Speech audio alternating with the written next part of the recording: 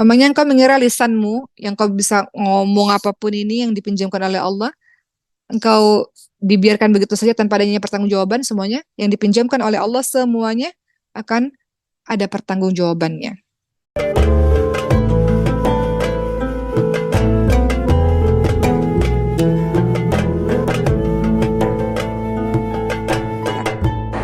Baik.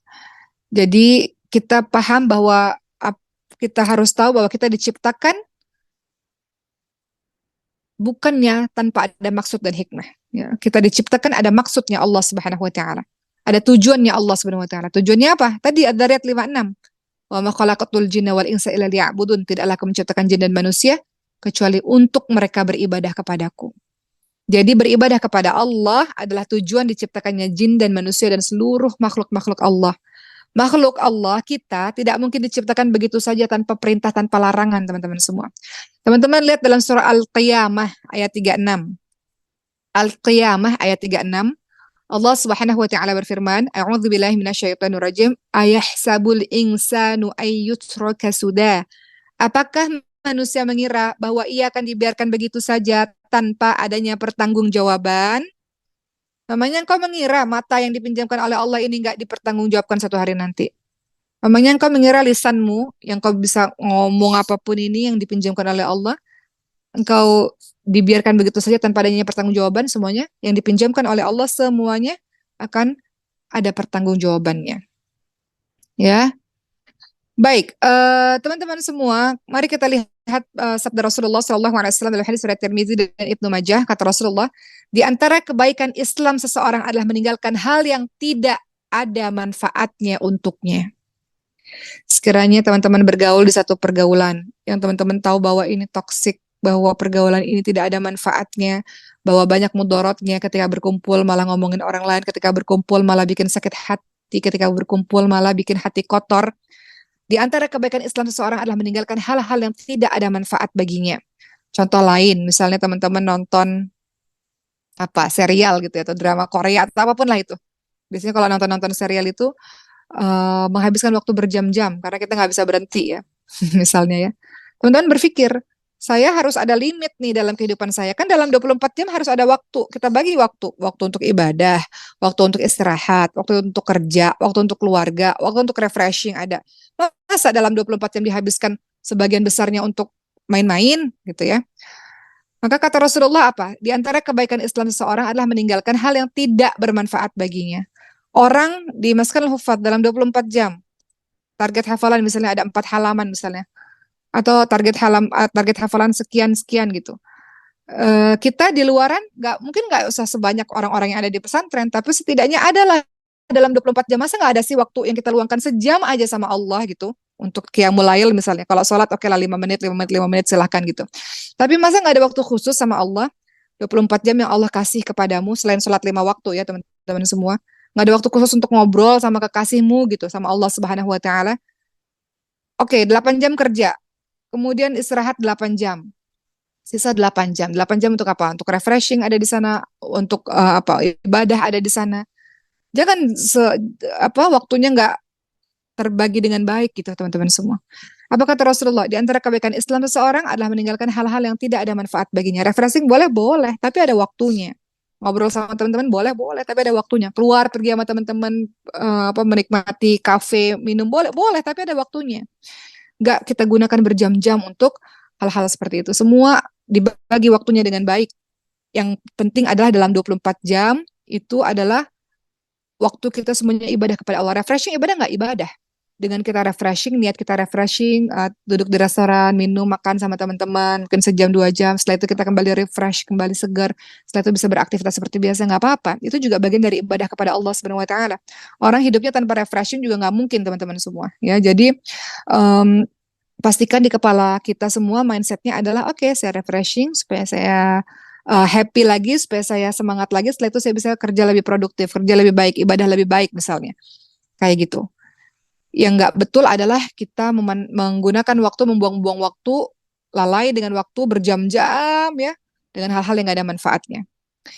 Baik,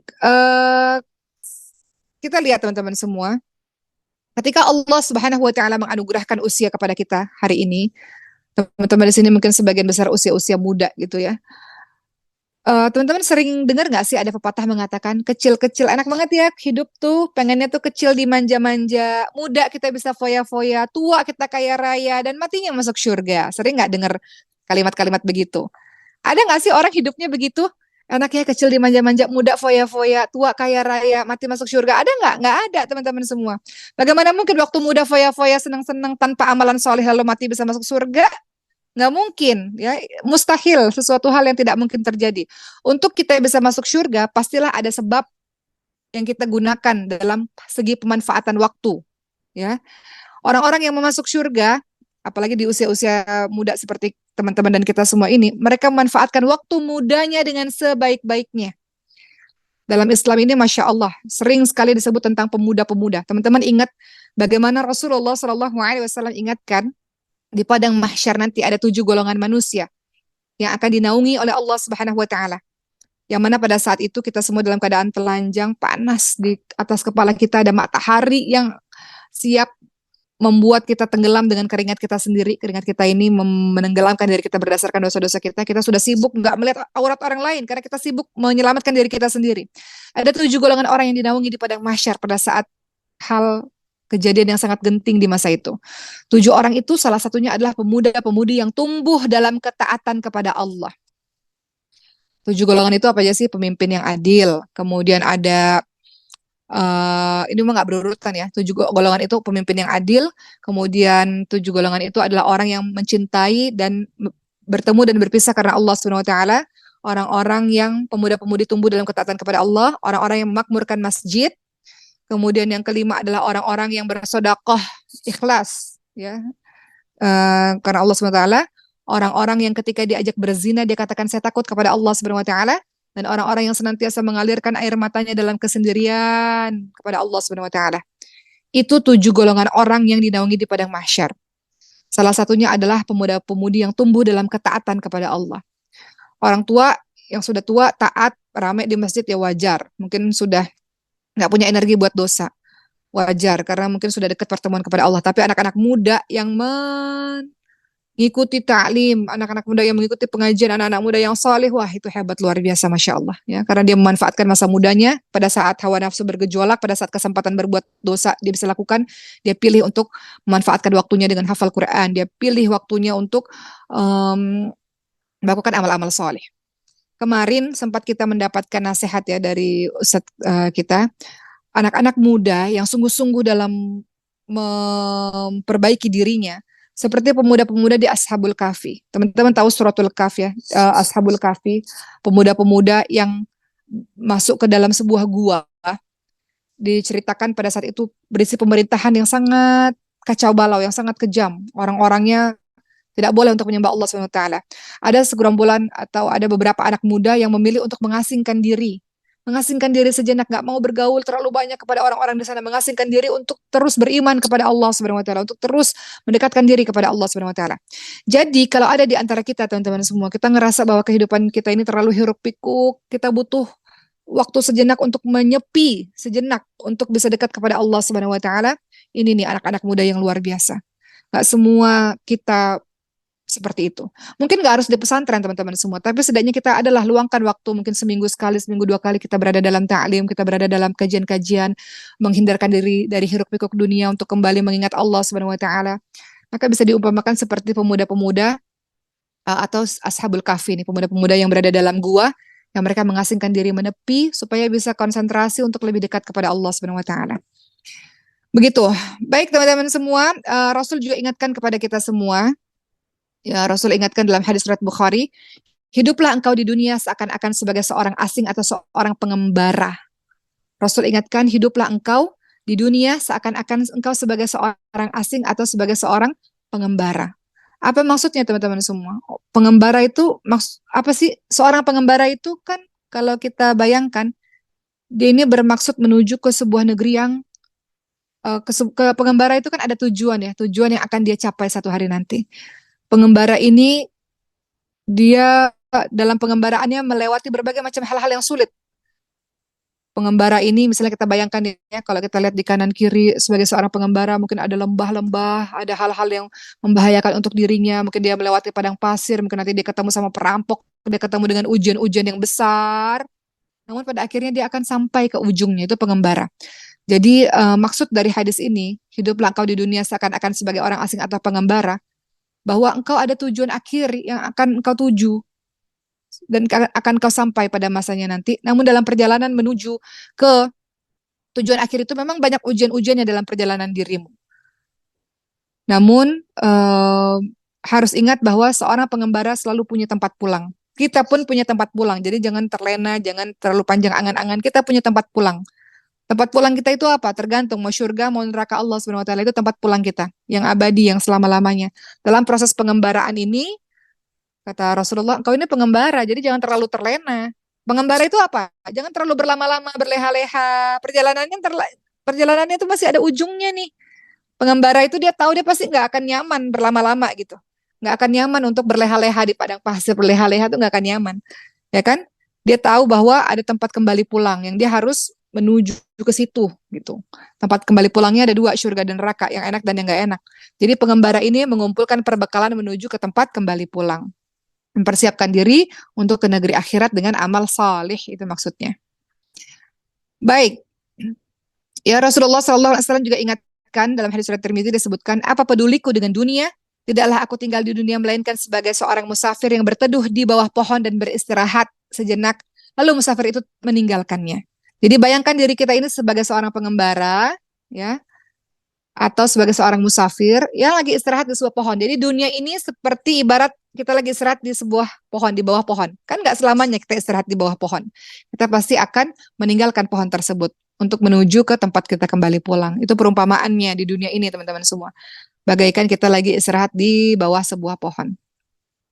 Mari kita lihat perkataan dari Sayyidina Ali bin Abi Thalib mengenai waktu, supaya kita nggak lalai dengan waktu. Kata beliau, kata Sayyidina Ali bin Abi Thalib, dunia ini akan pergi menjauh.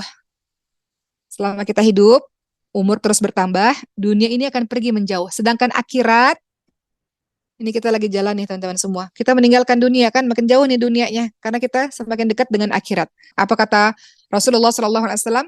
Manfaatkan 5 perkara sebelum 5 perkara. Yang pertama adalah manfaatkan waktu mudamu sebelum waktu tuamu. Ini masyhur sekali ya. Masyhur sekali, teman-teman sudah tahu tentang 5 perkara sebelum 5 perkara karena ada lagunya. Ingat 5 perkara sebelum 5 perkara. Nah itu tuh lagunya. Kata Rasulullah apa? Manfaatkan 5 perkara sebelum 5 perkara. Pertama, manfaatkan waktu mudamu sebelum waktu tuamu. Nanti mau jelasin ini. Kedua, waktu sehatmu sebelum waktu sakitmu. Ketiga, masa kayamu sebelum datang masa kefakiranmu. Keempat, masa luangmu sebelum masa sibukmu. Kelima, hidupmu sebelum datang kematianmu. Kita bahas satu-satu ini, teman-teman semua. Ingat 5 perkara sebelum 5 perkara. Manfaatkan 5 perkara ini sebelum 5 perkara. Pertama, tadi disebutkan, manfaatkan waktu mudamu sebelum waktu tuamu. Apa maksudnya? Lakukanlah ketaatan ketika engkau dalam kondisi yang kuat beramal. Lakukan ketaatan ketika engkau dalam kondisi yang masih muda, sebelum datang masa tua renta. Itu maksudnya. Kedua, manfaatkan waktu sehatmu sebelum waktu sakitmu. Maksudnya apalah? Maksudnya apa? Beramallah di waktu sehat sebelum datang waktu yang menghalangi untuk beramal seperti sakit. Ketika engkau sakit, engkau nggak bisa maksimal dalam beribadah. Ya kan teman-teman semua? Maka manfaatkan waktu sehatmu sebelum engkau sakit, sebelum engkau tidak bisa melakukan apapun. Manfaatkan masa luangmu sebelum masa sibukmu. Maksudnya apa? Manfaatkan kesempatan waktu luangmu di dunia ini sebelum nanti datang waktu sibukmu di hari akhir. Dan ingat teman-teman semua, awal kehidupan akhirat adalah alam kubur. Dan alam kubur itu sangat sibuk, sangat sibuk. Engkau ditanya dengan berbagai macam pertanyaan-pertanyaan. Dan kau akan tergantung mendapatkan nikmat kubur atau siksa kubur. Manfaatkan masa luangmu sebelum masa sibukmu. Maksudnya adalah manfaatkan kesempatan waktu luangmu di dunia sebelum datang waktu sibukmu di akhirat nanti. Di akhirat udah sibuk teman-teman semua. Apalagi alam kubur sebagai awal kehidupan akhirat itu sibuk. Kemudian berikutnya, manfaatkan masa kayamu sebelum masa kefakiranmu. Apa artinya? Bersedekahlah dengan kelebihan hartamu sebelum datang bencana yang dapat merusak harta tersebut, sehingga akhirnya kau menjadi seorang fakir di dunia maupun di akhirat. Artinya, sekarang kau punya, ya, bersedekahlah dengan kelebihan harta yang kau punya sebelum nanti datang bencana yang engkau sangat miskin dan kau sangat tidak bisa lagi untuk bersedekah. Kemudian dikatakan hiduplah sebelum manfaatkan masa hidupmu sebelum datang matimu. Maksudnya apa? Lakukan sesuatu yang bermanfaat untuk kehidupan sesudah matimu. Karena siapapun yang mati maka akan terputus amalan-amalannya. Ya, jadi di sini kita bisa lihat teman-teman sekalian, 5 hal ini, apa tadi? Waktu muda, masa sehat, waktu luang, waktu kaya, waktu ketika hidup. Seseorang baru betul-betul mengetahui nilai dari 5 hal ini setelah 5 hal ini semuanya hilang. Kadang-kadang kalau udah hilang baru berasa betapa luar biasanya hal ini. Jadi 5 hal ini penting nih. Waktu muda, perhatikan waktu muda. Waktu sehat, ya, waktu luang, waktu kaya, waktu ketika hidup. Ya. Teman-teman mohon maaf ya, Uma agak ngeliat ke sini karena ini ada 2 kamera, jadi Uma harus berbagi pandangan kepada teman-teman semua. Baik. Berikutnya teman-teman semua, seseorang baru ingat kalau dia diberi nikmat sehat ketika dia sakit. Ketika dia sakit dia baru ngerasa, oh nikmat sehat kemarin aku kemana aja ya. Dia baru ingat diberi kekayaan kalau dia jatuh miskin. Betul kan? Dia baru ingat dia punya semangat di waktu muda ketika nanti kalau sudah usia tua. Ketika dia ngerasa sulit dia beramalnya di usia tua ya. Nyesel banget dulu waktu muda nggak beramal soleh. Penyesalan tidak ada gunanya teman-teman semua jika seseorang melewati waktu tersebut dengan sia-sia. Jadi ingat ya, 5 hal tadi, teman-teman pikirkan, masa mudaku aku isi untuk apa ya? Masa sehatku aku ngapain ya? Masa luangku, waktu luangku aku berbuat apa ya? Ketika aku kaya, aku mau ngapain ya? Ketika aku masih hidup saat ini, aku mau berbuat apa ya? Itu 5 hal itu. Ya, yang Rasul minta untuk kita betul-betul memikirkan 5 hal ini. Baik, teman-teman lihat surah At-Tin. Ini membahas mengenai waktu juga nih. Ya, surah At-Tin. Watini wa zaitun, waktu di sini itu ya. Baik, dalam surah At-Tin teman-teman semua, ayat 1 sampai 3, Allah Subhanahu wa taala itu bersumpah dengan 3 tempat diutusnya nabi-nabi ulul azmi ya. Pertama, Allah Subhanahu wa taala menyebutkan Baitul Maqdis yang terdapat buah tin dan zaitun ya. Maksudnya di sini kita bahas surat At-Tin sekarang ya. Allah menyebutkan tempat diutusnya Nabi Isa alaihissalam. Kedua, Allah menyebutkan dalam surah At-Tin Bukit Sinai, yaitu tempat di mana Allah berbicara langsung dengan Nabi Musa alaihissalam. Ketiga, ya Allah bersumpah dengan nama 3 tempat ya yang diutusnya ulul azmi. Yang ketiga, negeri aman, yaitu kota Mekah, tempat diutusnya Nabi Muhammad SAW. Ketika Rasul bersumpah dengan 3 tempat ini, teman-teman semua, maka teman-teman lihat dalam surah At-Tin ayat 4 sampai ayat ke-6, ada kalimat laqad khalaqnal insana fi ahsani taqwim Tumma radadnahu asfala safirin ila alladziina aamanu wa 'amilus solihati falahum ajrun ghairu mamnun. Kita akan bahas apa sih yang ada dalam surah At-Tin ini berkaitan dengan waktu juga. Dalam surah At-Tin ayat 4 dan 6, apa kata Allah? Sesungguhnya kami telah menciptakan manusia dalam bentuk yang sebaik-baiknya. Laqad khalaqnal insana fi ahsani taqwim. Kemudian Allah kembalikan dia ke tempat yang serendah-rendahnya. Kecuali orang-orang yang beriman, orang-orang yang mengerjakan amal solih, maka baginya pahala yang tidak putus-putusnya. Apa maksudnya? Kita lihat teman-teman semua. Ada ayat yang tadi kita baca, sesungguhnya kami telah menciptakan manusia dalam bentuk yang sebaik-baiknya. Apa maksudnya? Di antara pendapat mengatakan bahwa ayat yang berisi kalimat kami telah menciptakan manusia dalam bentuk yang sebaik-baiknya, yaitu pada saat manusia berada di usia-usia muda. Pada saat manusia-manusia ini merasa atau berada dalam waktu yang kuat dan semangat untuk beramal. Kami telah menciptakan manusia dalam bentuk yang sebaik-baiknya, yaitu di usia muda ketika mereka kuat, ketika mereka semangat untuk beramal.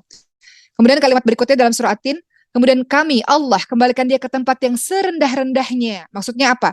Allah kembalikan dia, Allah jadikan dia ke masa tua renta setelah masa mudanya. Atau Allah kembalikan dia ke masa yang tidak semangat beramal, setelah sebelumnya di masa muda dia semangat untuk beramal. Maka kita bisa lihat, waktu terus berjalan, akan ada usia di mana kita lemah secara fisik, akan ada usia di mana kita nggak bersemangat lagi. Kapan itu? Adalah usia-usia tua. Masa tua adalah masa yang tidak bersemangat untuk beramal. Kehidupan kita lewati masa kecil, masa muda, masa tua. Masa kecil dan masa tua, masa sulit untuk beramal. Berbeda dengan masa muda. Saat ini, teman-teman semua, usia belasan tahun, 20, 30, 40, 50, itu usia-usia muda. Usia-usia yang masih semangat, masih kuat untuk beramal. Jadi itu dalam surah At-Tin diingatkan seperti itu, teman-teman semua. Ya, di mana ketika Allah buat kita dalam bentuk yang sebaik-baiknya di usia muda untuk beramal, dan Allah kembalikan kita ke tempat yang serendah-rendahnya, itu pada saat kita sudah usia tua, sudah sulit untuk beramal. Ya, namun bagi mereka yang ketika masa mudanya semangat untuk beramal, maka di masa tuanya tetap dicatat mereka beramal walaupun mereka tidak sebanyak amalan ketika di usia muda. Makanya dikatakan, jika seorang mukmin berada di usia senja, ketika nanti kita semua sudah dalam usia yang sangat tua, pada saat itu kita sangat sulit untuk beramal, maka akan dicatat untuknya pahala sebagaimana amal yang dulu dilakukannya pada saat muda. Artinya apa? Ini artinya yang tadi ayat Allah berikutnya tadi ya. Maka bagi mereka pahala yang tiada putus-putusnya. Dalam surah At-Tin tadi, teman-teman lihat, illalladzina amanu wa 'amilus solihati falahum ajrun ghairu mamnun. Ya. Maka bagi mereka pahala yang tidak ada putus-putusnya. Oke. Oke. Apa maksudnya di sini? Maksudnya adalah itu tadi, kalau kita sudah berusia tua, kita tidak bisa beramal sebanyak amalan kita di waktu muda, maka tetap ditulis pahala yang sama sebagaimana kita lakukan di usia muda. Inilah yang dimaksud firman Allah sebagai mereka akan diberikan pahala yang tidak ada putus-putusnya. Gitu ya teman-teman semua ya. Di sini kita bisa lihat bahwa semua bergantung dari saat ini, saat sekarang ini, saat usia muda kita ini. Pada saat Allah masih memberikan kita kekuatan, kita beramal dengan amal yang maksimal.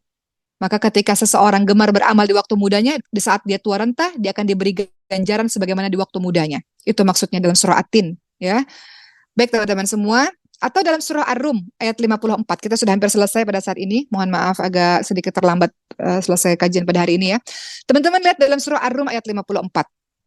Apa kata Allah Subhanahu wa taala? Allah, dialah yang menciptakan kamu dari keadaan lemah. Kemudian Allah menjadikan kamu sesudah keadaan lemah menjadi kuat. Sesudah itu Allah menjadikan kamu dari kuat jadi lemah lagi dan beruban. Dan Allah menciptakan apa yang dikehendakinya dan dialah yang maha mengetahui lagi maha kuasa. Apa maksudnya? Dalam surah Ar-Rum 54, teman-teman semua, Ibnu Katsir menjelaskan Allah menceritakan mengenai fase kehidupan manusia, tahap demi tahap. Mulainya atau awalnya kita ini dari tanah, kemudian kita berpindah ke fase nutfah, kemudian kita beralih ke fase alaqah, fase segumpal darah, kemudian ke fase mudghah, segumpal daging, lalu kita berubah jadi tulang, lalu dibalut dengan daging, setelah itu kita ditiupkan ruh, kemudian kita keluar dari perut ibu kita dalam keadaan lemah, kecil, gak kuat, kemudian yang kecil, yang mungil itu berkembang perlahan-lahan jadi seorang anak kecil, lalu kita tumbuh menjadi seorang pemuda dan remaja, usia-usia sekarang, usia-usia produktif. Inilah fase yang kuat setelah sebelumnya engkau berada dalam fase yang sangat lemah. Setelah itu engkau menginjak usia dewasa 20, 30, 40, 50, ya. Fase yang masih kuat untuk beribadah. Setelah itu engkau akan masuk usia senja dalam keadaan yang penuh uban. Ini fase yang lemah. Setelah sebelumnya engkau berada dalam fase yang kuat. Pada fase yang lemah ini kurang semangat untuk beribadah, kurang kekuatan untuk beribadah. Ya, baik lahir maupun batin. Makanya tadi Allah katakan kemudian Allah menjadikan kamu sesudah kuat itu menjadi lemah kembali. Jadi pada kesempatan kali ini Ummah hanya ingin mengingatkan pada diri Ummah dan kita semua, usia muda adalah usia yang paling baik, yang paling fit, yang paling kuat, yang paling kita punya semangat besar untuk beramal. Oleh karena itu kita manfaatkan dengan sebaik-baiknya, jangan kita sia-siakan. Jangan kita mengatakan nantilah ketika usia tua saya baru berjilbab, nantilah ketika usia tua saya baru berhijrah, nantilah kalau udah menikah di usia tertentu saya akan belajar Quran. Jangan nanti, jangan nanti. Nantilah kalau sudah tua saya baru beramal. Jangan, justru dari sekarang. Setelah kita baca tadi ayat-ayat tadi ya, kita paham bahwa justru apa yang kita lakukan sekarang mempengaruhi di masa yang akan datang. Terakhir dari teman-teman, dari umat teman-teman semua, umat menasihati dari umat sendiri, minta sama Allah agar kita bisa mengurangi maksiat kita karena usia kita terbatas. Usia kita terbatas, kita minta sama Allah, ya Allah, sampai hari ini masih ada dosa dan maksiat yang kulakukan, ya Allah, ya Allah. Maka minta sama Allah untuk mengurangi maksiat karena usia kita terbatas. Kata Rasulullah dalam hadis riwayat Abu Daud dan Tirmidzi, seseorang akan mencocoki kebiasaan teman karibnya. Oleh karenanya perhatikanlah siapa yang akan menjadi teman karib kalian, siapa yang menjadi teman dekat kalian. Apa kata Imam Al-Ghazali? Kalau engkau bersahabat bergaul dengan orang yang pelit, maka engkau akan tertular pelitnya. Ketika engkau bersahabat dengan orang yang zuhud, maka engkau pun akan ikutan zuhud. Ya. Seseorang itu sesuai dengan temannya. Jadi terakhir dari Uma, ingat bahwa waktu begitu cepat berlalu.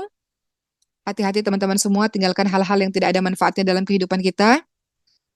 Eh, dalam ajaran agama kita bahwa orang-orang yang beriman adalah meninggalkan perkara-perkara yang tidak ada gunanya baginya. Jika Islam seseorang itu baik, maka tentu dia akan meninggalkan perkara-perkara yang haram, perkara-perkara yang syubhat, perkara-perkara yang makruh, dan dia